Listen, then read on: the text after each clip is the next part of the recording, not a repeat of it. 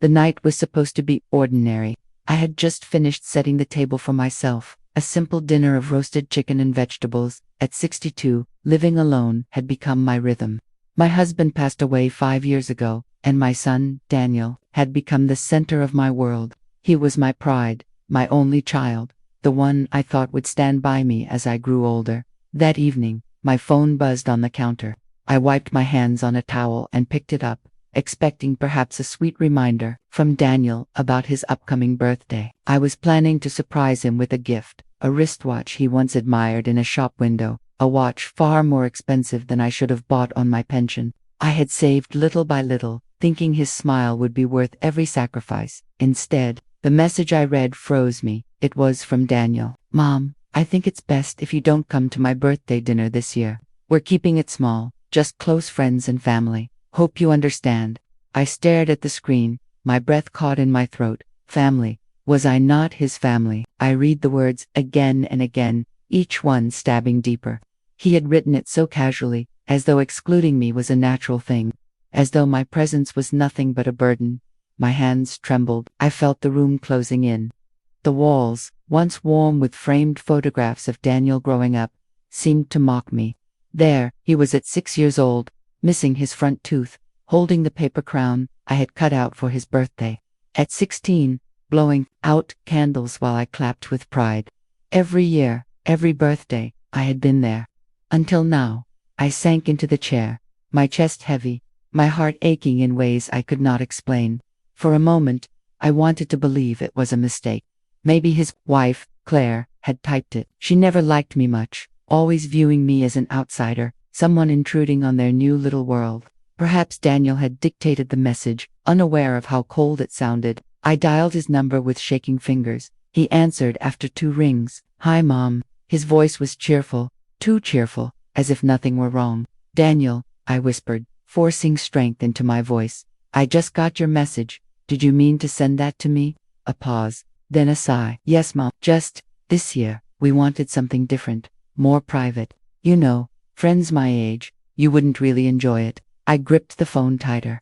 "Daniel, I am your mother. How can you have a birthday dinner without me? I raised you. I was there every year." He hesitated, then said with an edge I had rarely heard, "Mom, please don't make this harder. Claire and I think it's for the best. We'll celebrate with you another time." Another time. The words burned. Another time meant never. Another time meant I was no longer important in his life. I felt tears sting my eyes, but I swallowed them back. I would not let him hear me break. "All right," I said, my voice steady but my heart shattering. "If that is what you want, thanks for understanding." He replied quickly, relief in his tone, as if he had just avoided a nuisance. The line went dead. I sat in silence for a long while. The house felt colder, emptier. My son, the boy I had given everything to, the boy for whom I had worked double shifts, skipped meals, sacrificed new clothes so he could have the best, had just told me I was not welcome at his birthday. And then something inside me shifted.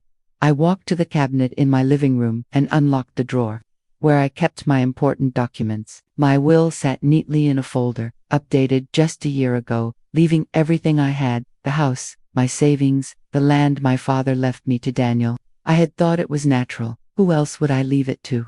He was my only child. But now, holding the papers in my hands, I realized something profound. Daniel had already written me out of his life. With one casual text, he had declared me unnecessary. Why, then, should I continue to sacrifice for someone who could discard me so icily?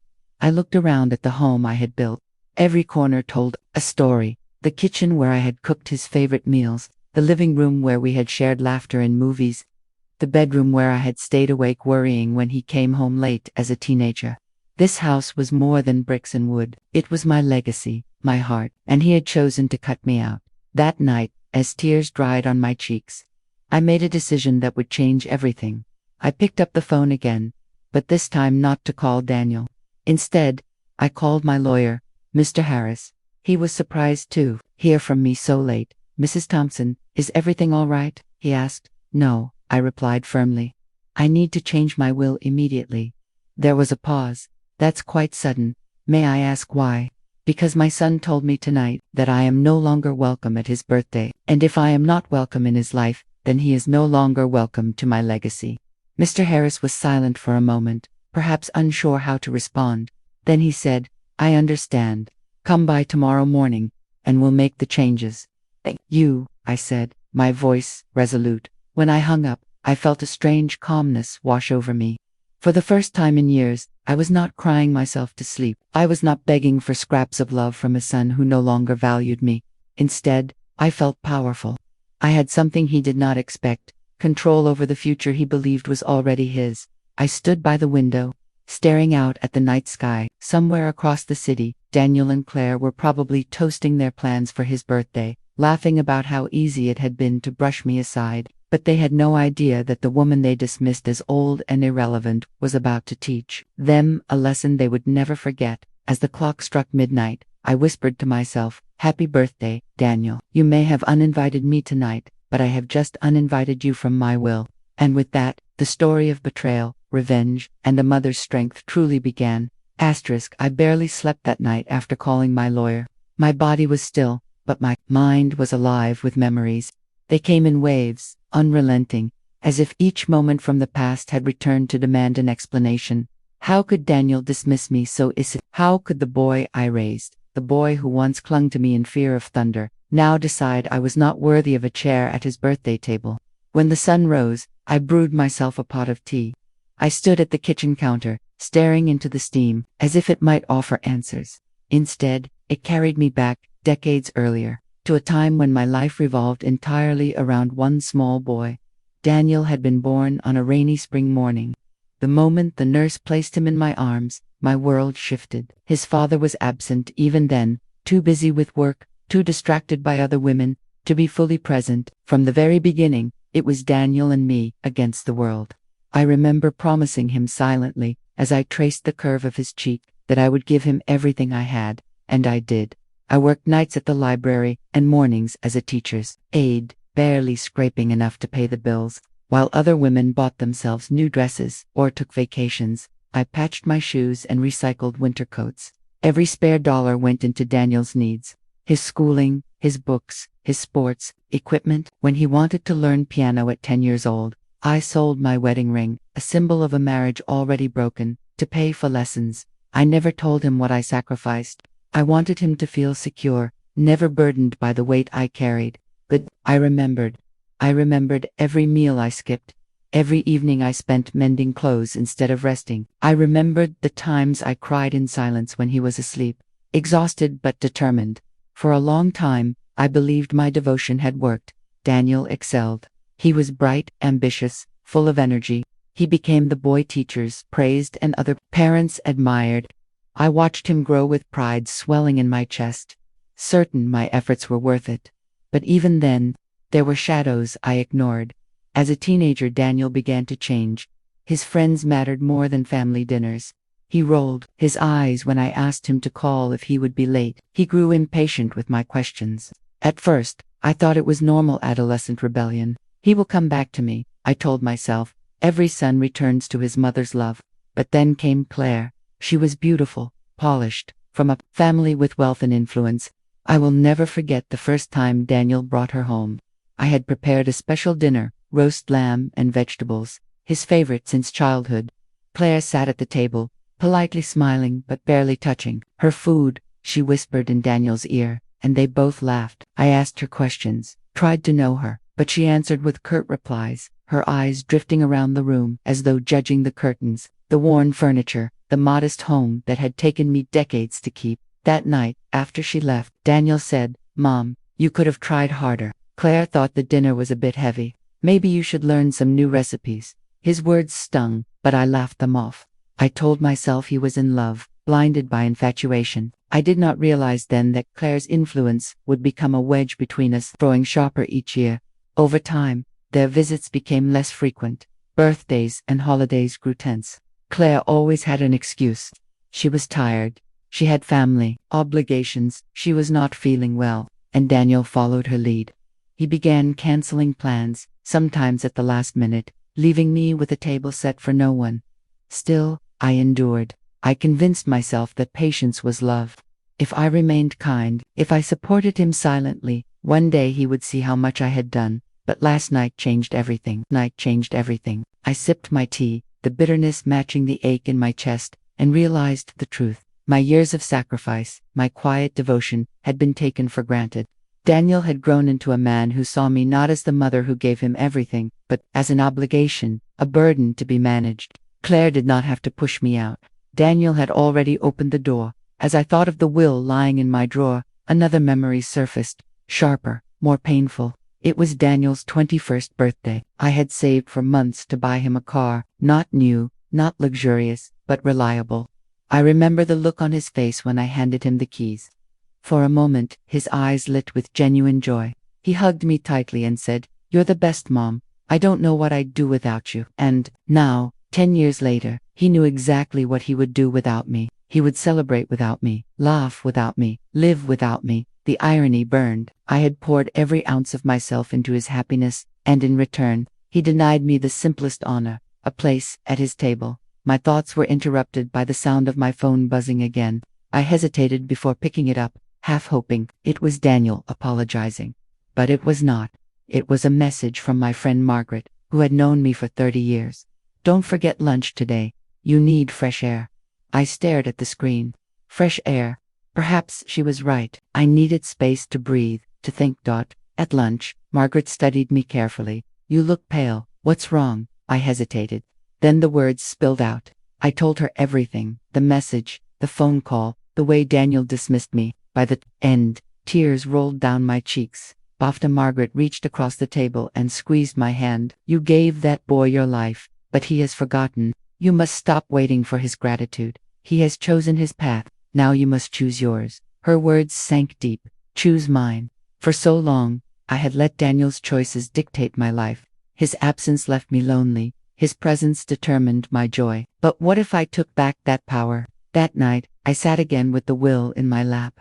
My father had left me a small piece of land by the lake, untouched for years. My savings, though modest, were enough to make a difference for someone who truly valued them. Perhaps I would leave it all to charity, or to children in need. Children who understood what family meant. As I imagined Daniel's face when he realized what I had done, I felt a strange mix of sorrow and satisfaction. He thought I was weak, that I would endure anything for his approval. But he had underestimated me. This was no longer about revenge alone. It was about reclaiming the dignity I had slowly given away, one sacrifice at a time. I folded the will, placed it back in the drawer, and whispered to the empty room. "This time, Daniel, the choice is mine." The morning after my decision to change my will, I felt a strange clarity settle over me. It was as though years of fog had lifted, revealing a path I had been too afraid to see. I had always believed my sacrifices bound Daniel to me, that the unspoken thread of love between a mother and son could never be severed. But now I realized that thread had been fraying for years, slowly pulled apart by distance, by neglect, and by Claire. Claire had always been polite enough, at least on the surface, but beneath her carefully rehearsed smiles, I sensed disdain. It was in the way she looked around my home, as though calculating the value of every item. In the way she corrected me at dinners when I mispronounced a foreign dish. In the way her hand lingered possessively on Daniel's arm whenever he laughed at one of my stories. She saw me as competition, not for Daniel's love in the romantic sense, but for his loyalty. And she had won. I remembered the first holiday after they were married. I had spent hours preparing a feast, polishing the old silver, setting the table with my best china. When they arrived, Claire wrinkled her nose at the smell of the roasted turkey. "Daniel prefers lighter meals," she said casually, her tone carrying just enough edge to make me feel foolish. Daniel chuckled, almost apologetically. "Sorry, Mom. Claire's right. I've been trying to eat healthier." I smiled, masking the sting, and quickly offered to prepare a salad. I told myself it was nothing, just a small adjustment. But it became a pattern.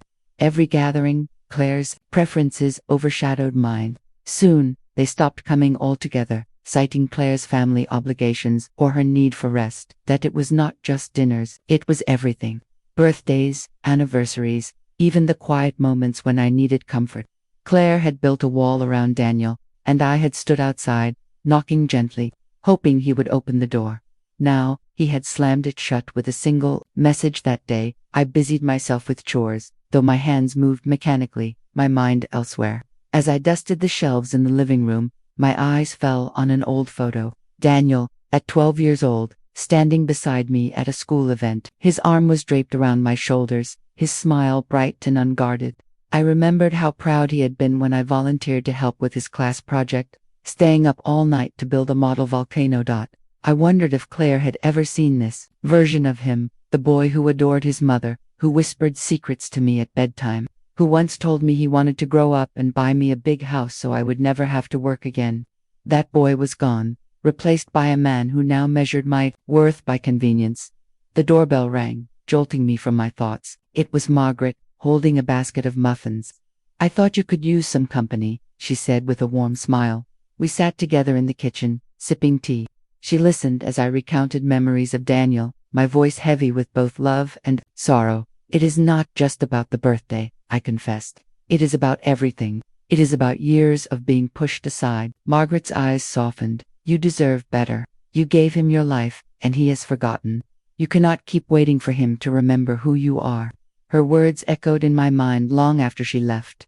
That evening, I decided to call Daniel one more time, not to beg, not to argue, but to test the waters, to see if there was any trace of the boy I once knew. He answered on the third ring. "Hi, Mom. Everything okay?" His tone was distracted, as though he were already halfway out the door. "I wanted to ask if we could have dinner together sometime this week. Just the two of us," I said gently. There was a pause. Then he sighed. "Mom, things are really busy right now. Claire and I have a lot going on with work and the birthday plans. Maybe later." "Later," I repeated, my chest tightening. "Daniel, do you realize how long it has been since we had dinner together? Just us." His voice hardened slightly. "Mom, please don't guilt-trip me. I love you, but my life is different now. Claire and I have our own routines. You need to understand that." I sat in silence, my throat burning with unshed tears. Finally, I said, "I do understand. More than you think." When the call ended, I felt a strange finality. It was as though the last fragile thread had snapped. That night, I opened my journal, a worn leather book I had kept for years, filled with entries about Daniel, my hopes, my fears, my prayers. I turned to a fresh page and wrote, "September 12th, tonight, Daniel confirmed what I already knew. I am no longer part of his world, but I will no longer wait at the edges of it. I will reclaim what is mine." The pen trembled in my hand, but the words gave me strength. In the days that followed, I began to notice things I had ignored before. Claire's influence was everywhere. Daniel's social media posts showed dinners with her family, vacations I had never been invited to, celebrations where I was absent. He had time for them, always, but never for me. I realized then that Claire had not simply replaced me. She had rewritten Daniel's definition of family, and he had allowed it. The thought filled me with both rage and sorrow.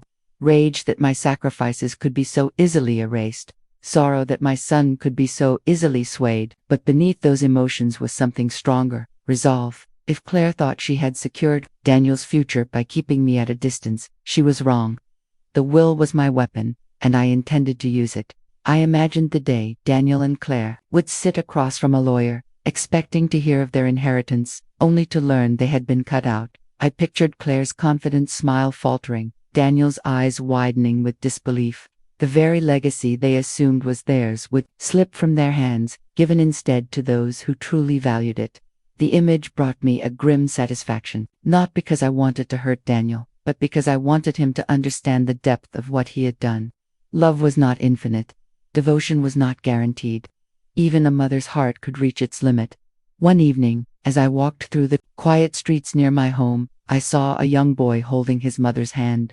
He looked up at her with adoration, his small voice carrying across the street as he asked her a question. She bent down, smiling, and kissed the top of his head. The sight pierced me. That had once been Daniel and me. Now, it was just a memory, a shadow I could no longer touch. I returned home that night with a heavy heart, but also with determination. I knew what I had to do. The will was not just about money or property. It was about sending a message, one that Daniel would never forget. I stood at the window, watching the stars. Somewhere, Daniel and Claire were planning a celebration, their laughter rising in a home I no longer entered. But they did not know that while they toasted to their future, I was rewriting mine. And soon, The consequences of their choices would come crashing down in ways they never expected. The morning air was crisp as I stepped out of the house, clutching my handbag tightly against my side. Inside, it rested the folded copy of my existing will, a document that had once symbolized love and legacy, but now felt like a chain around my neck. Each word had been crafted years ago with Daniel in mind. He was the sole beneficiary, the unquestioned heir to everything I owned, my savings, my land by the lake, even the small pieces of jewelry I had inherited from my mother. At the time, it had felt natural. Who else would I leave it to but my only child? I had never considered an alternative, never doubted that Daniel would honor me, cherish my sacrifices, and carry forward the values I instilled in him. But now, those assumptions felt like a cruel joke. He had made his choice, and now I was about to make mine. The lawyer's office was located downtown, in a stately brick building that had stood for over a century.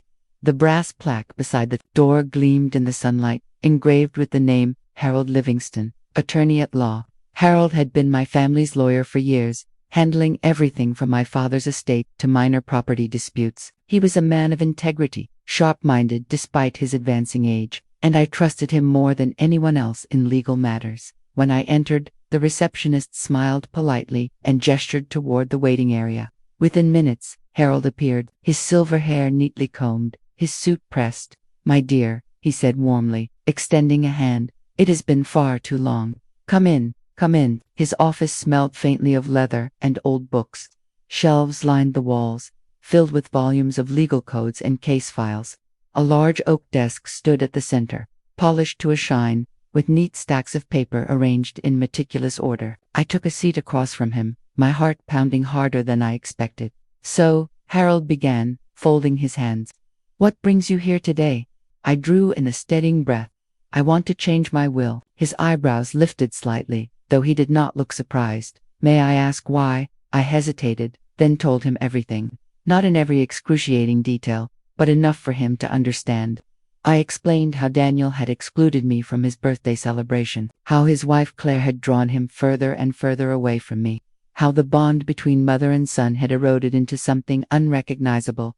By the time I finished, Harold's expression was thoughtful, tinged with sympathy. "I see. And you feel it is time to reconsider who receives your estate?" "Yes," I said firmly. "Daniel does not value me. He sees me as a burden, an afterthought. I will not leave my legacy to someone who has cast me aside." Harold leaned back in his chair, steepling his fingers. "That is your right. You have full control over your assets. The question is, who do you wish to name as your beneficiary instead?" The question hung in the air like a challenge. For a moment, I faltered. My entire life, I had thought only of Daniel. Beyond him, I had never considered anyone else. "Who would I choose? I do not have other children," I said slowly. "My family is small, my siblings are gone, my cousins distant, but I cannot leave it to Daniel, not anymore. I want it to go somewhere meaningful, somewhere it will be appreciated." Harold nodded. "Many people in your situation choose charities, scholarship funds, or close friends. The decision should reflect what matters most to you." Images flickered through my mind. The children I had taught in school, some bright and eager, their futures limited only by lack of opportunity. My friend Margaret, who had stood by me through every storm, even the local orphanage, where I sometimes donated clothes and books. All of them felt more deserving than the son who had turned his back on me. "I will need time to decide exactly where," I admitted. "But I want the structure in place today. I want Daniel removed from the will immediately." Harold's pen scratched against paper as he made notes. "Understood. We can draft the new document now, naming you as the sole owner until you finalize your beneficiaries. Once you make that choice, we can amend it again." Relief washed over me. For the first time in days, I felt in control. As Harold worked, I stared out the window at the bustling street below. People hurried past, lost in their own lives, unaware of the storm raging inside me. I thought of Daniel and Claire, likely busy preparing for his birthday party, their laughter filling the air as they arranged decorations, their voices bright with anticipation. Did they even pause to think of me? Did Daniel feel a twinge of guilt when he told me I was not invited? Or had Claire's hand on his arm, her whisper in his ear, silenced any second thoughts? Harold cleared his throat. "It is done. Once you sign here, The will is officially amended. Daniel will no longer have legal claim to your estate. I stared at the document. The black ink on white paper carried the weight of finality. My hand trembled as I picked up the pen. For a brief moment, doubt whispered in my ear. He is your son, blood of your blood. Can you truly cut him off? Then I remembered the sound of his voice, cool and detached, telling me I was not welcome at his birthday. The hesitation vanished. I signed my name with a steady hand. When it was finished, Harold placed the papers in a folder. You have taken a difficult but decisive step.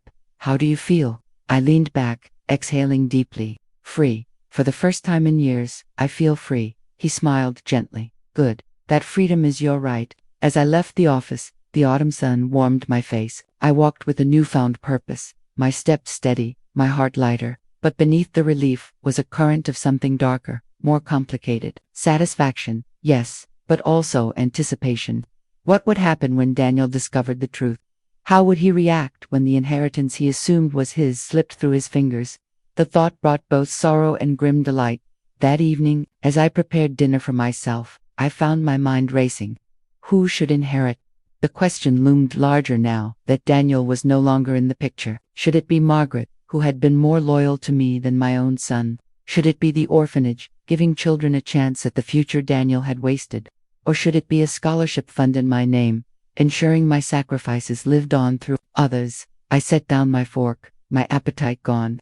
This decision was about more than money. It was about legacy, about sending a message that my life had meaning beyond Daniel's neglect. Later that night, as I sat by the fireplace, I took out my journal again. I wrote, "Today, I removed Daniel from my will. It feels like closing a chapter, painful yet necessary. I do not know who will carry my legacy forward, but I know it will not be him. He chose to exclude me from his life. Now I choose to exclude him from my future." The fire crackled, casting shadows on the walls. I watched the flames dance, and in them, I saw the shape of a truth I had long avoided. Daniel was no longer the boy I raised. He was a man shaped by Claire, by ambition, by selfishness, and if he believed he could discard me without consequence, he was about to learn how wrong he was. Because I was no longer the mother who endured silently. I was the woman who had taken back her power, and soon, Daniel would face the full weight of my decision. The days after I changed my will carried a strange calm. I still woke with heaviness in my chest, but now it was mixed with something new. Control. My decision had been made, the documents signed, the course set. Daniel was no longer my heir. The legal tie of inheritance that had once bound us was cut cleanly, like a rope severed with one sharp strike of the blade. Yet even with that clarity, there was a lingering ache. At night, I often found myself awake, staring at the ceiling, my mind replaying the small betrayals of years past. The phone calls, Daniel never returned. The excuses for missed dinners. The Christmas morning when he arrived late and left early because Claire's family had plans. Each memory cut deeper than the last. Proof that this decision had not sprung from one moment of anger, but from a lifetime of being pushed aside, while I wrestled with my emotions. Daniel in Claire's world buzzed with celebration. The birthday party that I had been excluded from came and went, loud and glittering, filled with laughter and lights. I saw glimpses of it online, photographs posted by friends, the kind of images that burn into your memory whether you want them to or not. Daniel stood in the center of the room, a cake before him, candles flickering, his arm wrapped firmly around Claire's waist. He looked happy, perhaps happier than I had seen him in years. My absence had not cast a shadow on his joy. If anything, he looked freer without me there. That thought tore through me like glass, sharp and cutting. I wondered if he even noticed I was missing, or had Claire distracted him so completely that the thought never crossed his mind. But life has a way of catching up with those who think they are untouchable. A week later, Margaret came by with her usual warmth, carrying a pot of soup she had made. As we sat together in my kitchen, she leaned closer, her voice low. "Did you hear? Daniel and Claire are planning a trip to Italy. Very expensive, from what I have been told. Claire has been bragging about the villa they are renting." I stirred my tea slowly, hiding the flicker of anger in my eyes. Of course they were planning another lavish escape. They lived as though money would always flow freely, as though the future was already secured in their favor. And why not? Daniel believed he was the sole heir to my estate. Why save or plan when he thought the safety net was already laid beneath him? That was when I realized the first crack had already formed. They were living on an illusion, one I had quietly shattered.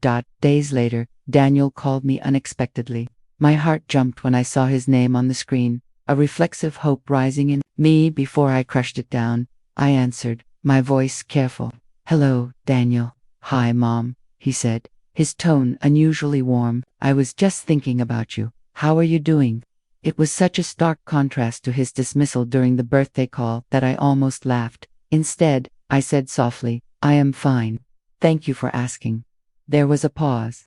Then he launched into casual chatter, asking about my health, the garden, even Margaret. Finally, he said, "Claire and I were talking, and we thought maybe we could come by for dinner this weekend. Just us." The words stung with their sudden generosity, their timing too suspicious to ignore. My grip on the phone tightened. "Dinner would be nice," I said evenly. I sat back in my chair. My mind worried. Why now?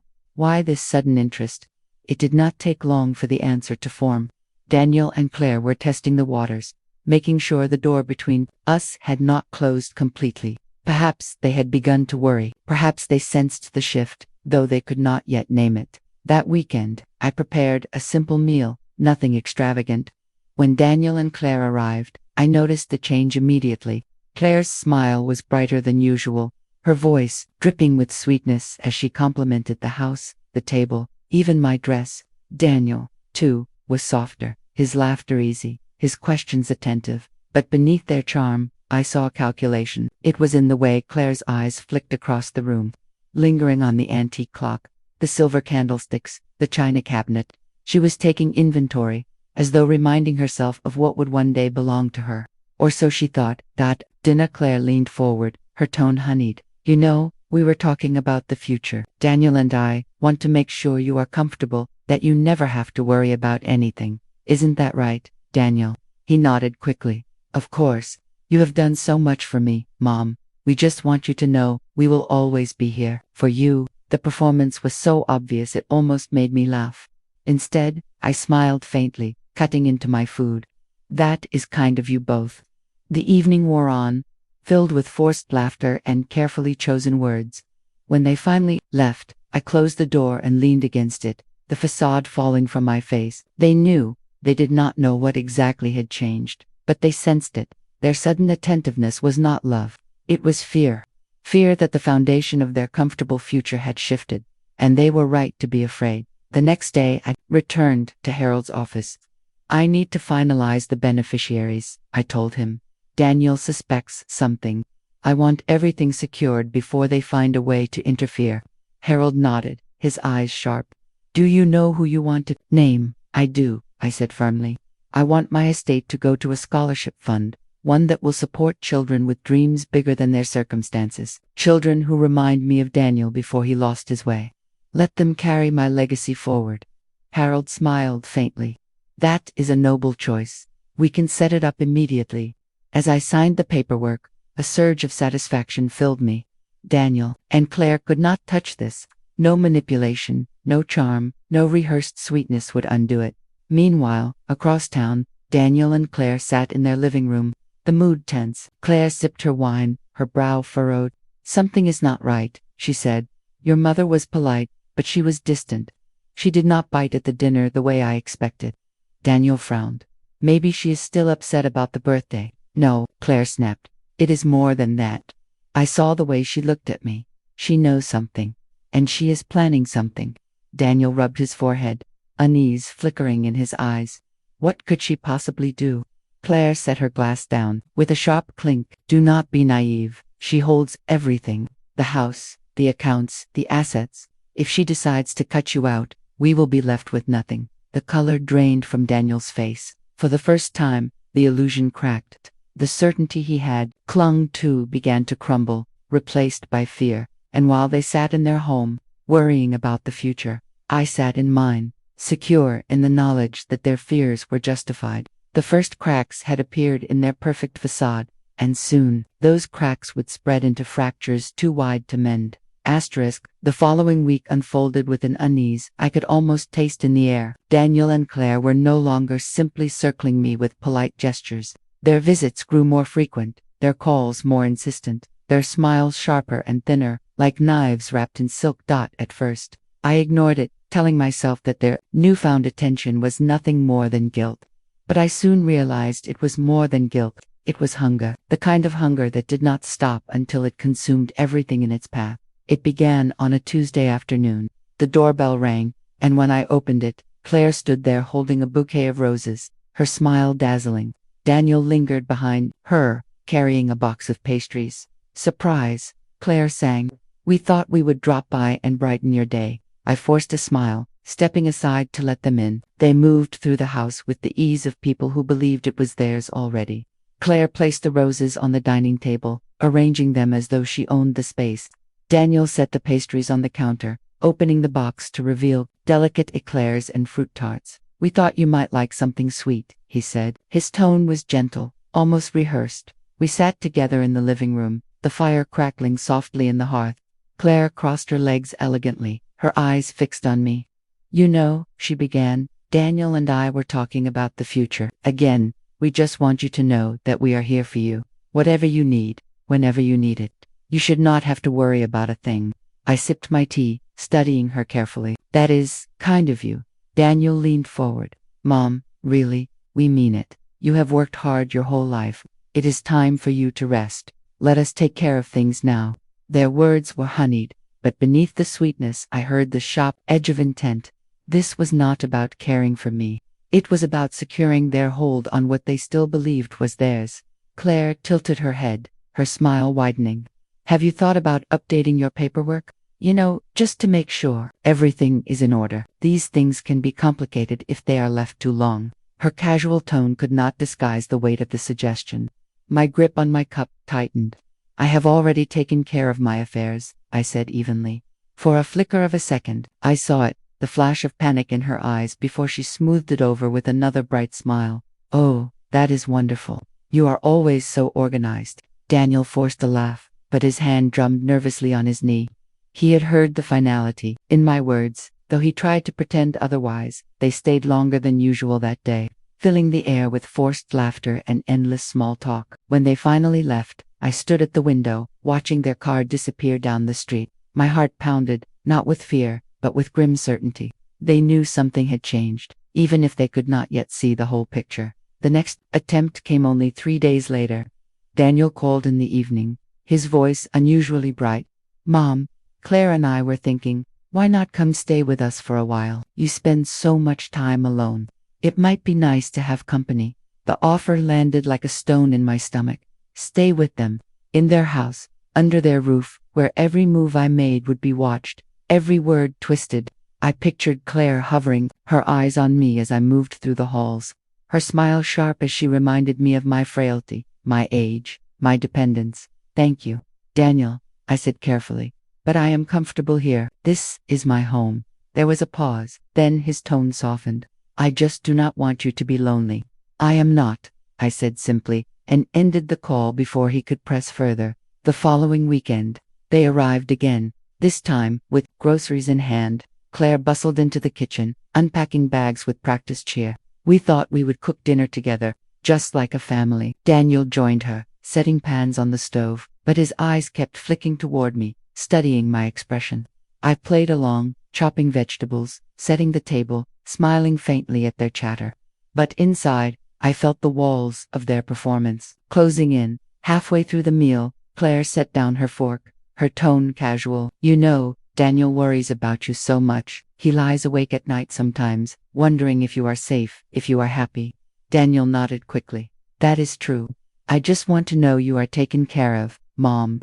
Their act was almost convincing, but I had lived too long, seen too much, to be fooled. This was not love. It was calculation. They were trying every angle, guilt, charm, obligation, hoping one would work. I met their eyes, one by one. "I appreciate your concern," I said firmly, "but I am fine, truly." The silence that followed was heavy. Claire's smile faltered, the first crack in her perfect mask. Daniel shifted uncomfortably, his fork clinking against his plate. They knew their words were failing. Later that night, after they left, I sat by the fire, my journal open on my lap. I wrote, Daniel and Claire are circling like vultures. They sense the change, though they do not yet know what it is. They are trying to lure me back into their grasp. But I will not bend. Not this time. Not this time. The next day brought the most desperate move yet. Claire called me directly, her voice sugar-sweet. I was thinking, maybe we could take a little trip together, just the three of us. Somewhere sunny. It would be good for you, and we could spend real time as a family. I closed my eyes, steadying myself. That is thoughtful of you, Claire, but I prefer to stay home. Travel is not what I need. Her tone sharpened almost imperceptibly. Are you sure? It could be lovely. I am sure, I said, ending the conversation before it could twist further. I could feel their desperation mounting with each failed attempt. Their masks were slipping, the sweetness growing thinner, the edges sharper. They were beginning to realize that something fundamental had shifted, that the future they had taken for granted was no longer guaranteed. What they did not know was that I was no longer afraid of their games. Each attempt only steeled my resolve further. They thought they could charm me, manipulate me, wear me down, until I handed them the keys to everything I owned. But what they did not understand was this. I had already locked those doors, thrown away the keys, and built new ones they would never touch, and soon, their desperation would turn into something darker, something more dangerous. I could see it in their eyes. The fight was only just beginning. The days following Claire's phone call were heavy with silence. I went about my routines quietly, watering the garden in the mornings, reading in the afternoons, knitting by the fire at night. Outwardly, everything seemed calm, but I felt it. The storm building just beyond the horizon. Daniel and Claire were losing patience. Their smiles were wearing thin, their voices a little sharper, their visits tinged with something I had not heard before. Desperation. Was on a Thursday evening when the storm finally broke its first wave. Daniel arrived without calling ahead, a habit he rarely indulged in. I was in the kitchen, preparing a modest dinner for myself, when the doorbell rang. The sharp chime startled me. I wiped my hands on a towel and opened the door to find him, standing there, his expression tight. Hi, Mom, he said, forcing a smile that did not reach his eyes. Can I come in? I stepped aside, though my chest tightened with unease. He walked into the living room, glancing around as though searching for something he could not name. I followed him, folding my arms. What brings you here tonight? I asked gently. He sank onto the sofa, exhaling heavily. I just wanted to talk. Just us. No Claire this time. That caught me off guard. He rarely separated himself from her.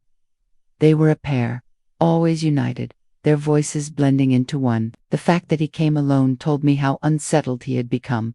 I sat across from him, my hands resting in my lap. I am listening. He hesitated, his fingers twisting together. Then, with a sudden burst, he said, Mom, I need to ask you something. Did you change your will? The words hung in the air, sharp and heavy. My heart gave a single painful thud, but I kept my expression calm. Why would you ask me that? He leaned forward, his eyes searching mine. Because you have been different. You are polite, but there is a distance. And Claire says she noticed it too. You are not letting us in. And I cannot stop thinking, maybe you are planning something about the inheritance. I held his gaze, steady and unflinching. Daniel, my affairs are my own. It is not your place to question them. His jaw tightened. I am your son. Of course it is my place. For a moment, I saw the boy. He had once been stubborn and insistent, demanding answers he was not ready to hear. But this was no boy. This was a man who had grown entitled, convinced that blood alone gave him ownership of everything I had worked for. I rose slowly from my chair. Daniel, you should go home. He stood too, his voice rising. So you did change it. Did you cut me out? Did you give it to someone else? My silence was answer enough. His face twisted with anger. I cannot believe you would do this. To me, to your own son. I walked to the door, holding it open. Good night, Daniel. He stood there for a long moment, breathing heavily, before storming past me into the night. When the door shut behind him, I leaned against it, my hands trembling. The first confrontation had come, and though I had held my ground, I knew this was only the beginning. Daniel would not let this go. Neither would Claire. The very next day, the phone rang. It was Claire, her voice sharp, stripped of its usual sweetness. What did you say to Daniel last night? He came home furious, pacing the house like a madman. I told him nothing, I replied evenly. Do not lie to me, she snapped. You have changed something. I can feel it. Whatever you have done, undo it. Do you hear me? Undo it. Her boldness startled me, but it also steeled my resolve. Claire, you forget yourself. This is my life, my home, my decision. You will not order me around. Her laugh was cold. You think you can cut us out, but you cannot. Daniel is your only child. You owe him everything. My voice sharpened. I owe him nothing but the truth, and the truth is he has treated me as a burden, not a mother. I will not reward that. There was silence, followed by the slam of the phone as she hung up. From that moment, the games ended. Their visits became less about charm and more about confrontation. They arrived one evening with forced politeness that barely concealed their tension. We sat at the table, the air thick with unspoken words. Finally, Claire put down her fork and looked at me directly. Enough of this, she said coldly. We know you have changed the will. Tell us who you gave it to. I set my napkin down, meeting her stare. It is not your concern. Daniel's fist clenched against the table. It is absolutely our concern. Do you think it is fair to erase your own son from his rightful place? Rightful. My voice cut through the room. Rights are earned, Daniel. Love is earned. Respect is earned. You have given me none of those, and yet you demand everything in return. That is not how life works. The color rose in his cheeks, his voice cracking with fury. You are destroying this family. No, I said firmly. You destroyed it the moment you told me I was not welcome at your birthday. That was the moment you severed the bond, not me. The words landed like blows, and for a moment, the room was silent. Claire's eyes narrowed, her lips pressed tight, while Daniel looked as though the ground beneath him had shifted. Then Claire stood abruptly, her chair scraping against the floor. We will not let you do this. If you think you can push us aside, you are wrong. You will regret it. Daniel followed her out, slamming the door so hard the walls trembled. I sat alone at the table, the remnants of dinner cooling before me. My hands shook, but my heart was steady. For the first time, I had spoken the truth aloud, stripped of politeness, laid bare like a blade drawn from its sheath. The cracks between us had widened into chasms. There was no turning back now. Later that night, Margaret called, her voice worried. I saw Daniel storming out of your house earlier. Are you all right? I am fine, I assured her. More than fine. I finally told them the truth. She sighed softly. Be careful. They will not take this lightly. I know, I said, my eyes fixed on the darkened window. But I am ready. Whatever comes, I am ready. Because I understood now that the storm was no longer approaching. It was here, crashing against the walls of my life, testing their strengths, and I would not let it break me. The morning after their explosive visit, I awoke to a strange quiet in the house. For years, my home had been my sanctuary, filled with warmth and memories, but now the silence seemed heavy, as though it carried the weight of unseen eyes. I moved through my kitchen slowly, making tea, but my mind was restless. The confrontation had ripped away the masks Daniel and Claire wore so carefully, and what lay beneath was greed laid bare. I told myself to stay calm, but by midday the phone began to ring again. It was Daniel, his tone clipped and sharp. Mom, Claire and I are coming over tonight. We need to talk. Do not make excuses. He hung up before I could respond. I stood there with the receiver in my hand, my pulse quickening. This was not a request, it was a demand. Something had shifted in them, and I could feel the danger of it pressing closer. That evening, as the sun dipped low and shadows stretched across the lawn, their car pulled into the driveway. They entered without knocking, as if they already owned the place. Claire was dressed sharply, her lips pressed into a thin line, while Daniel's expression was grim. Sit down, Claire said immediately, her voice leaving no room for argument. I did not move. This is my house. Do not order me around. She smirked, but her eyes glinted with something cold. Fine. Then, we will stand. Daniel stepped forward, his voice rising. We are done with games. Tell us what you did with the will. I met his gaze evenly. It is no longer your concern. His fists clenched at his sides. You cut me out, didn't you? After everything I have done, after everything we have given you, everything you have given me, I said, my tone sharper now. What you gave me was abandonment, humiliation, and betrayal. You left me standing outside my own son's birthday party. Do not stand here and pretend you have given me anything but pain. Claire's voice sliced through the air. You are being dramatic. Families fight, families forgive. That is how it works. But if you go through with this, if you shut us out, you are the one destroying this family, not us. Her words were calculated, pressing guilt into every syllable, but I refused to bend. No, Claire. What destroys a family is greed. And I see it in your eyes every time you step into this house. The room went quiet. I could see their patience unraveling, thread by thread. Claire's face hardened, and Daniel's breathing quickened as anger built inside him. Finally, Claire stepped closer, her voice low and venomous. Do you think anyone will stand by you? You are an old woman, alone in this house. People will say you lost your mind, that you were manipulated. Do you want that reputation? Because that is what you are inviting. Her threats cut deeper than I wanted to admit. For a moment, fear flickered in my chest. But then, I steadied myself, straightened my shoulders, and looked her dead in the eye. I would rather be called mad than be remembered as a fool who gave everything to people, who only saw me as a bank account. Daniel's face twisted with rage. You cannot do this. You will regret it. With that, they stormed out again, the door slamming so hard the windows rattled. I stood alone, my heart pounding, but I refused to collapse. I refused to give them that satisfaction. Still, that night, sleep would not come. I lay awake, staring at the ceiling, replaying every word, every glare, every threat. They were not giving up. That much was clear, and I realized with a shiver that their tactics would only grow darker from here. The following week confirmed my fears. It began with small things, strange calls late at night with no one on the other end, cars idling too long at the corner of my street, whispers of neighbors mentioning they had seen Daniel and Claire arguing furiously in their driveway. Then came the letter. Slipped under my door one morning, no return address. The handwriting was neat, almost delicate, but the words inside were sharp as knives. Change it back, or we will make sure you regret it. I held the letter in trembling hands, anger warring with fear. They were escalating. No more smiles, no more pretending. This was the beginning of war. I burned the letter in the fireplace, watching the flames curl and consume it, then called Margaret. When she arrived later that day, I told her everything. They are threatening you now, she asked, her face pale with shock. Yes, I said quietly, and I fear this is only the beginning. She gripped my hand firmly. Then you must protect yourself. Tell your lawyer everything. Tell the police if you have to.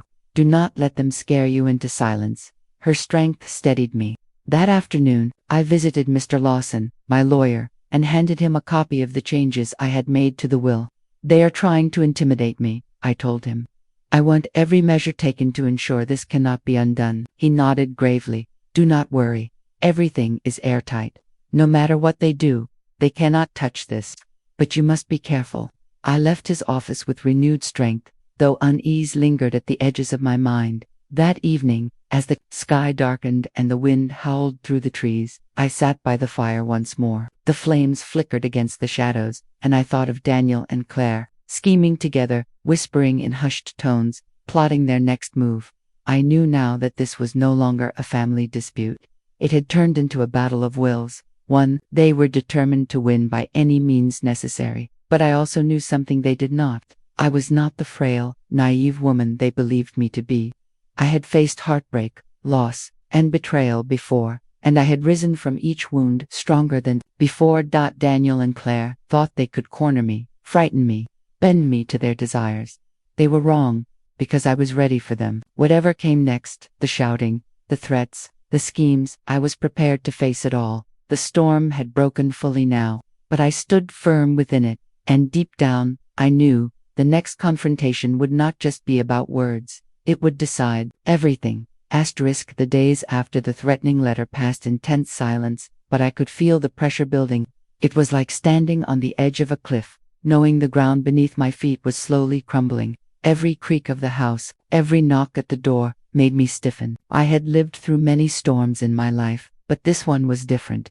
It was not grief or illness or loss. This was betrayal, sharpened into a weapon. aimed directly at me by the very son I had raised.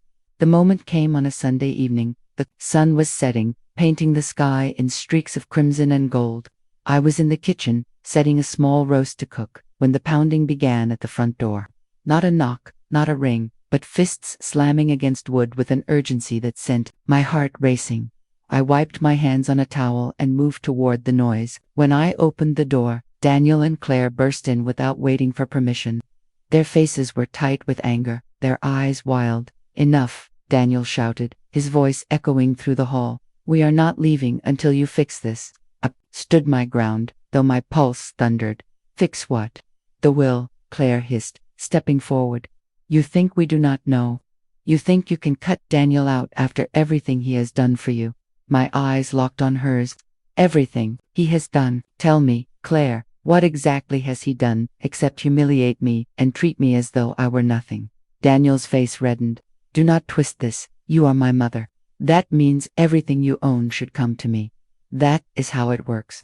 That is how it has always worked." I shook my head slowly. "No, Daniel, that is not how it works. Inheritance is not a right. It is a choice, my choice, and I have made it." His hands clenched into fists. "So it is true. You cut me out." The silence that followed was heavier than any words. I did not answer because I did not need to. The truth was written across my face, and he saw it. Claire stepped closer, her voice low and sharp. "Undo it, right now. Call your lawyer and tell him to reverse everything. Or, so help me, you will regret this more than you can imagine." Chills spread down my spine, but I lifted my chin. "You can threaten me all you like, but I will not bend to you. Not now, not ever." Daniel's voice broke, a mix of anger and desperation. "Why, Mom? Why would you do this to me? I am your son." The words struck deep, but they no longer had power over me. I had cried over them too many times already. I had given him every chance to prove he valued me beyond what I owned, and each time he had failed. "You may be my son," I said, my voice steady, "but you have forgotten what it means to be family. You left me out in the cold on your birthday, Daniel. You humiliated me, and when I made my choice, you responded with threats and cruelty. That is not what a son does. That is not love." His shoulders slumped for a moment, but then Claire grabbed his arm, whispering fiercely in his ear. Whatever she said, it hardened him again. His eyes blazed. "If you will not give it to me," he said, "then I will take it another way. Do you really think you can outmaneuver me? I know the law. I will fight this in court. I will prove you were coerced, manipulated. Everyone will believe me." I stepped closer, my voice sharp as steel. "Try it. Every paper is signed and sealed. Every word has been witnessed. Mr. Lawson has copies locked away that you cannot touch. You will not win, Daniel. You will only destroy what little remains between us." For the first time, I saw doubt flicker in his eyes. He had thought he could bully me into submission, that his threats would undo my resolve. Instead, he was faced with the truth he had never prepared for. His mother was stronger than he believed. Claire, however, was not finished. She leaned forward, her tone venomous. "If you think this ends here, you are wrong. Money has power. Connections have power. And we have both. You will not win this." Her arrogance only confirmed what I already knew. It had never been about Daniel's bond with me. It had always been about what I had, what I represented, what they thought they were entitled to. I turned my gaze to Daniel, softening my voice just slightly. "Daniel, listen to me. You still have a chance to turn back from this path. You can choose respect. You can choose love. You can choose to rebuild what you broke. But if you keep pushing, if you let Claire's hunger consume you, then you will lose everything, not just the inheritance, but me, forever." For a heartbeat, the air hung heavy with possibility. I saw something shift in him, a crack in the armor of his fury. His lips parted, as if he might speak. But then Claire pulled his hand, dragging him toward the door. "Do not listen to her," she spat. "She is manipulating you. Come on." He hesitated, torn between the voice of the woman who had raised him and the one who now commanded him. Finally, with a shuddering breath, he allowed Claire to lead him out. At the doorway, he turned back once, his face pale and conflicted. "If this is really what you want, Mom, then you have lost me." My heart ached, but my voice did not waver. "No, Daniel, it was you who chose to walk away." The door slammed shut, leaving me in silence. I sank into my chair, my body trembling with exhaustion. but my spirit unbroken. The storm had raged through my home, but I had stood tall within it. Later that night, I sat by the fire, staring into the flames. Tears slid down my cheeks, but they were not tears of weakness. They were tears of release, of finality. I had faced my son and spoken the truth, unvarnished and raw. The will was more than a legal document now. It was a declaration of my worth, a shield against those who had tried to strip me of dignity. Daniel might rage, Claire might scheme, but the decision was made. It was finished. As the fire crackled and the shadows danced across the walls, I whispered to myself, I will not be broken. And I meant every word. I meant every word. The house was quiet after Daniel and Claire's storming departure. Yet it was not the heavy silence of fear anymore. It was the calm after a tempest, a stillness that spoke of survival. For the first time in weeks, I felt as though I could breathe, without the weight of dread pressing down on my chest. But endings are never as clean as closing a door. Life has a way of weaving threads long after we think the tapestry is finished. The days following that confrontation were not simple. The emotions surged and fell like waves, sometimes pulling me under with sorrow, other times lifting me with strength. I grieved. I grieved the son I had once cradled in my arms, the boy who had run through this house with laughter, the young man I had believed would one day carry on my legacy with love.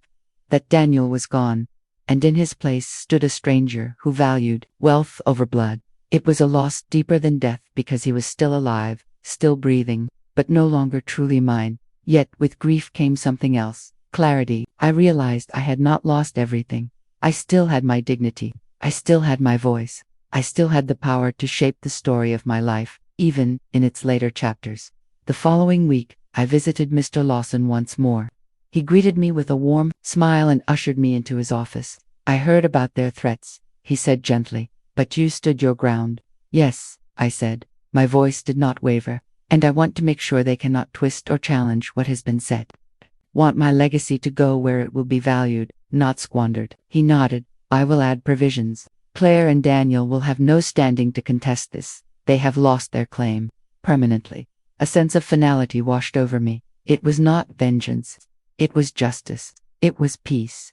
Word spread slowly. Family friends who had once admired Daniel's charm began to hear whispers of his outbursts, his desperation, his failed attempts to challenge the legal documents. Claire's name surfaced in hushed tones, neighbors commenting on her sharp tongue, her controlling nature. The image they had carefully crafted began to crack, revealing the truth underneath. One evening, Margaret came to visit, her arms full of flowers. She placed them in a vase on the table and sat with me by the fire. You look different, she said softly. How so? I asked. Lighter, she said with a smile. As though you have shed something heavy that was weighing you down. I considered her words. Perhaps I think I was clinging to the hope that Daniel would change, that he would remember the bond we once had. But I see now that hope was holding me prisoner. Letting go has freed me. She squeezed my hand. You did the right thing. You chose yourself. In the weeks that followed, I began to rebuild.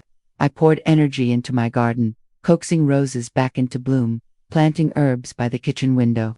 I dusted off my old journals, writing late into the night, capturing memories not with sorrow but with reflection. I even began volunteering at the local library, helping children discover the joy of stories. Slowly, I created a life that was no longer defined by what Daniel and Claire wanted from me, but by what I wanted for myself.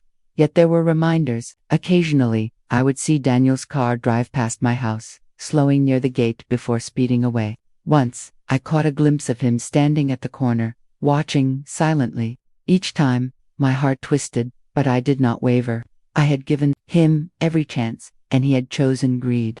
The choice was his, the consequence was mine to carry, but also his to bear. Months later, I received word that Daniel and Claire's lives were unraveling. Financial troubles mounted after a failed investment. Friends grew distant, weary of their arrogance.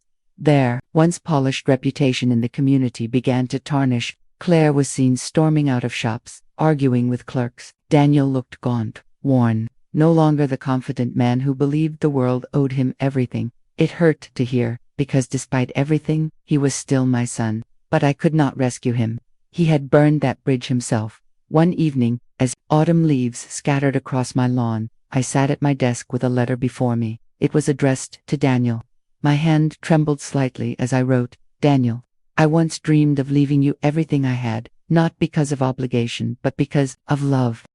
But love cannot thrive where respect is absent. My will now reflects what you chose when you excluded me from your life. This was not an act of anger, but of truth. I hope one day you will understand that wealth without love is worthless, and power without respect crumbles to dust. I will always be your mother, but I cannot protect you from the consequences of your choices. Mom, I sealed the letter but did not send it. Instead, I placed it in the drawer where I kept my journals. It was not meant for him. It was meant for me, a release, a closure. A way to put words to what could never be spoken face to face.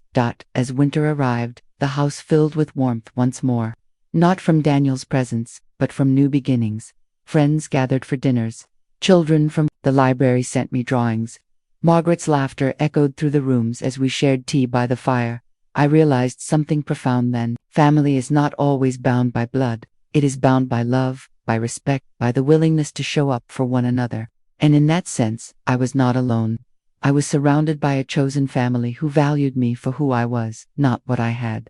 One night, as snowflakes drifted past the window, I stood in the living room, gazing at the portraits on the wall. There was Daniel as a child, his smile bright and innocent. My chest ached, but I did not look away. That boy had been real once. That love had been real once. And though the man he became had betrayed me, I would not erase the memories of who he had been. But I also knew I could not let those memories chain me. Life was moving forward, and so was I. I whispered into the quiet room, I loved you enough to let you go. The fire crackled in response, warm and steady. From that day on, I no longer lived in fear, nor in sorrow. My will was not just a document. It was a testament to my strength, to the truth that I had reclaimed my dignity. Daniel and Claire had tried to strip me of it, but in the end, they had only revealed how strong I truly was. I walked into the future, not as a woman broken by betrayal, but as one defined by resilience. My story was not about loss. It was about survival, about choosing myself when no one else would. And that, I realized, was the legacy I wanted to leave behind. Not wealth, not property, not the cold promise of inheritance, but the unshakable truth that no one, not even my own son, could take away my worth.